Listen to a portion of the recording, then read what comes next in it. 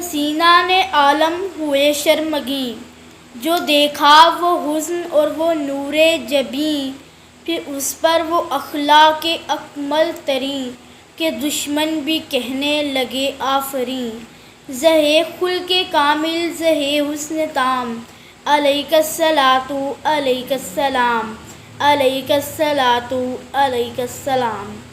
حاضرین، آج آپ کو میرے ساتھ طائف کی ان گلیوں میں جانا ہے جہاں کائنات کا سب سے پیارا انسان صدا لگا رہا ہے کہ لوگو سنو، خدا ایک ہے، تمہارا رب ایک ہے، لوگو اپنے رب کی طرف آؤ۔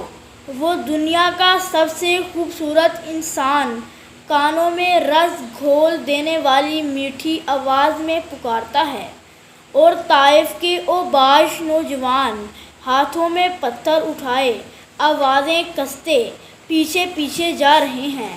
کائنات کا ذرہ ذرہ دیکھ رہا ہے کہ پتھروں کے وار سے جسم مبارک پر زخم آ رہے ہیں، خون بہتا ہوا پاؤں تک پہنچ گیا ہے۔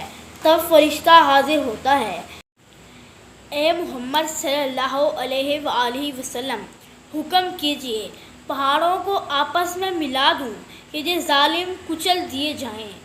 وہ زخموں سے گھائل، پیاس اور گرمی سے نڈھال، خون میں تر، مہربان وجود، وہ رحمت للعالمین تڑپ کے فرشتے کو روکتا ہے اور ان کی ہدایت کی دعا فرماتا ہے کہ اے اللہ، میری قوم کو ہدایت عطا فرما۔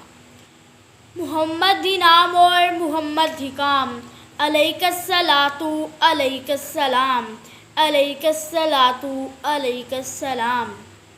لیا ظلم کا عفو سے انتقام، علیک الصلاۃ علیک السلام، علیک الصلاۃ علیک السلام۔